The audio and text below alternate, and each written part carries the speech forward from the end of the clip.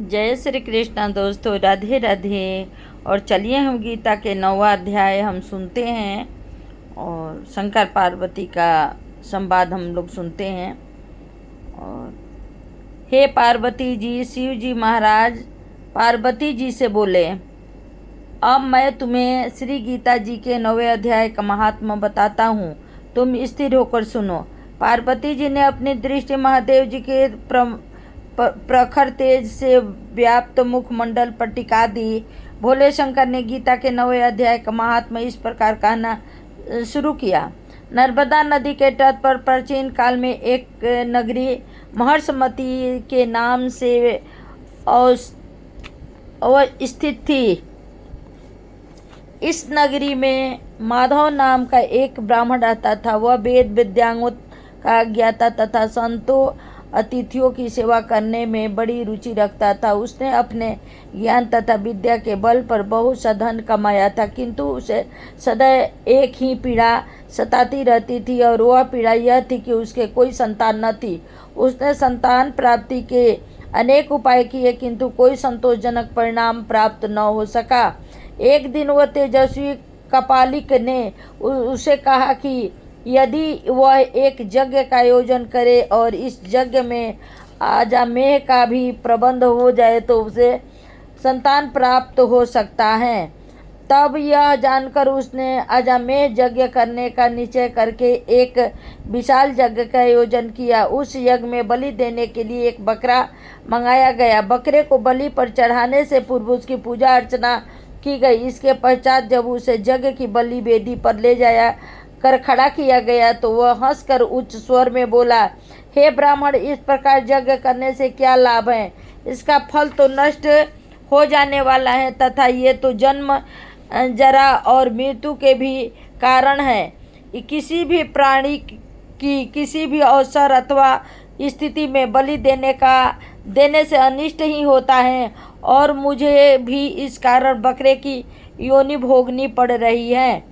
बकरे के इस प्रकार कौतूहलपूर्ण वचन सुनकर यज्ञ मंडप में उपस्थित सभी लोग बड़े विस्मित हुए। तब माधव ने करबद्ध होकर बकरे से उनके पूर्व जन्म का सारा वृत्तांत जानने की जिज्ञासा प्रकट की। इस पर बकरा बोला, हे ब्राह्मण, पूर्व जन्म में मैं भी एक श्रेष्ठ कुल का ब्राह्मण था। एक दिन एक कपालिक के कहने पर मेरी पत्नी ने संतान प्राप्ति के लिए माँ काली को बकरे की बलि देने का निश्चय किया। हमने एक बकरी तथा साथ ही उसके शिशु को खरीद लिया। जब हम लोग स्तनपान कर रहे शिशु बकरे को बलि के लिए यज्ञ वेदी पर ले जाने लगे तो बकरी अदार स्वर में बोली, क्या तुम लोग मेरे लाल को वध हेतु ले जा रहे हो? नहीं, ब्राह्मण बोला, इसे हम माँ काली के सम्मुख बलि देने के लिए ले जा रहे हैं। इससे क्या होगा? इसे माँ काली प्रसन्न होगी और हमें मनोवांछित फल प्रदान करेगी। नहीं, कदापि नहीं, बकरी बोली, मेरे लाल का रक्त पाकर माँ काली कदापि प्रसन्न होगी और न ही तुम्हें मनोवांछित फल की प्राप्ति होगा, बल्कि से तुम्हारा अनिष्ट ही होगा। अपने बचे बकरे के प्राणों के मोह के कारण तुम मुझे अपने कर्म से अछूत नहीं कर सकती। ब्राह्मण दीर्घ स्वर में बोला, मैं अवश्य ही माँ काली के सम्मुख इसकी बलि चढ़ाऊंगा। यह कर मैं उस शिशु बकरे को लेकर चल पड़ा। तब बकरी आंसू बहाती हुई बोली कि हे ब्राह्मण, तुम स्तनपान कर रहे मेरे इस शिशु को बलि हेतु ले जा रहे हो, तो मैं तुम्हें श्राप देती हूँ कि न तो तुम्हें अपना मनोवांछित फल ही प्राप्त होगा और न ही मुक्ति मिलेगी, बल्कि इसके विपरीत तुम्हें भी बकरे की योनि ही भोगनी पड़ेगी। मैं फिर भी उस शिशु बकरे को यज्ञ वेदी पर ले गया और माँ काली के सम्मुख उसकी बलि चढ़ा दी, किंतु काफ़ी समय बीत जाने के बाद भी मुझे संतान की प्राप्ति न हुई। जब काल बस मेरी मृत्यु हुई तो मुझे मुक्ति भी न मिली और विभिन्न योनियों में कष्ट भोगते हुए अंत में मुझे बकरे की यह योनि प्राप्त हुई है। बकरे की यह बात सुनकर सभी आश्चर्य में पड़ गए।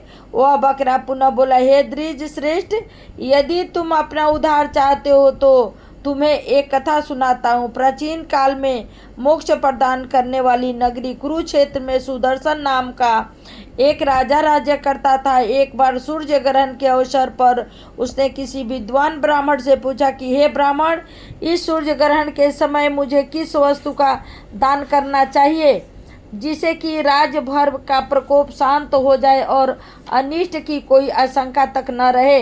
इस प्रश्न के उत्तर में ब्राह्मण ने बताया कि राजन, यदि आप एक काल पुरुष का दान कर दे तो निश्चय ही राज्य भर में प्रकोप शांत हो जाएंगे और अनिष्ट की आशंका भी जाती रहेगी। तब राजा ने पवित्र नदी में स्नान कर एक ज्ञानी गीता पाठी ब्राह्मण को एक काल पुरुष का दान किया। ज्ञानी गीता पाठी ब्राह्मण ने जैसे ही काल पुरुष का दान स्वीकार किया तो काल पुरुष का हृदय विदृढ़ कर वहां पर एक चंडाल तथा चंडालिन प्रकट हुए और बलपूर्वक उस ब्राह्मण के शरीर में समाने का प्रयास करने लगे। उस ज्ञानी गीता पाठी ब्राह्मण ने तब गीता के 9वें अध्याय का मन ही मन जाप शुरू कर दिया। उस जाप के प्रभाव से चंडाल तथा चंडालिन का ब्राह्मण पर कोई असर न हुआ और वे लुप्त हो गए। यह देखकर राजा सुदर्शन ने पूछा कि ब्राह्मण देवता, यह कैसा चमत्कार था? वह स्त्री और पुरुष कौन थे और उसका प्रयोग किस प्रकार असफल हुआ?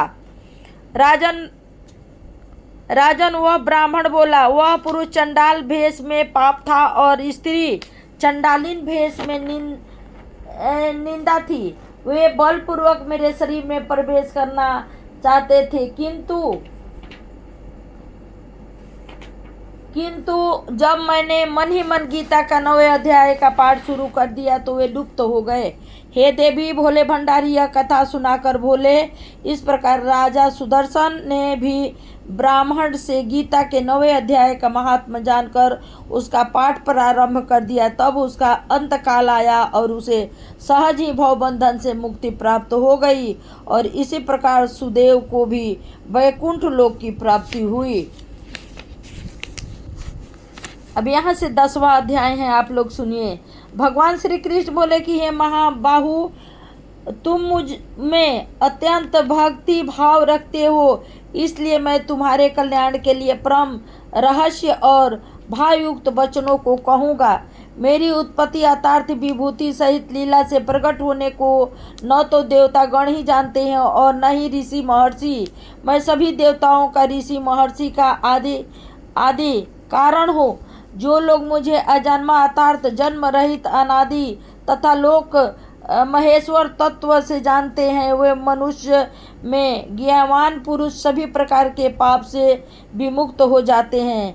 निश्चय करने की शक्ति अतार्थ ज्ञान, अशमुधा, क्षमा, सत्य, इंद्रियों को वशीभूत करना, मन का निग्रह तथा सुख दुख, उत्पत्ति प्रलय और भय अभय, अहिंसा, समता, संतोष, तप, दान, कीर्ति तथा अकीर्ति आदि ये प्राणियों के विभिन्न प्रकार के भाव हैं तथा ये सभी भाव मुझसे ही होते हैं।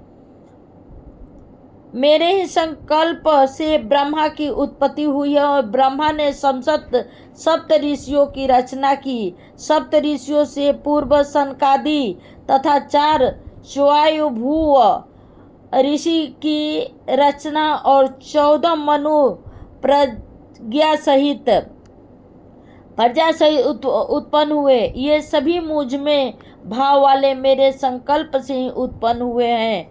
जो प्राणी मेरे इस परमेश्वर रूपी विभूति को तथा योग शक्ति को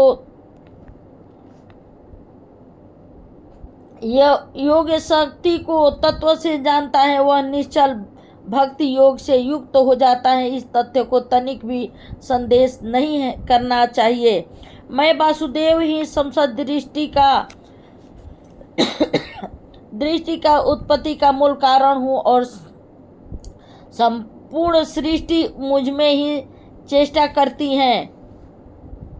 इस प्रकार भक्ति भाव से युक्त होकर मेरे श्रद्धालु भक्त जन मुझे परमेश्वर का नित्य निरंतर भजन करते रहते हैं।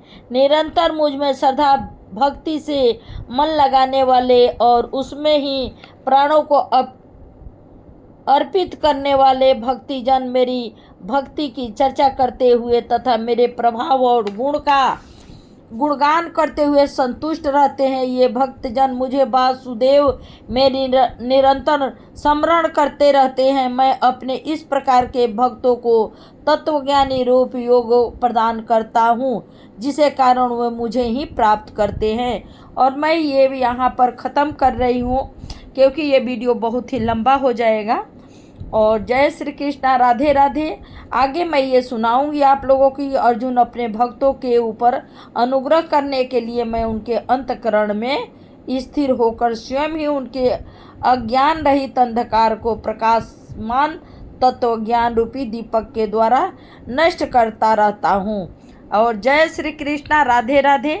यहाँ मैं वीडियो को विराम दे रही हूँ, क्योंकि 10 मिनट से ऊपर ये वीडियो अब जा रहा है। Radhe Radhe all friend.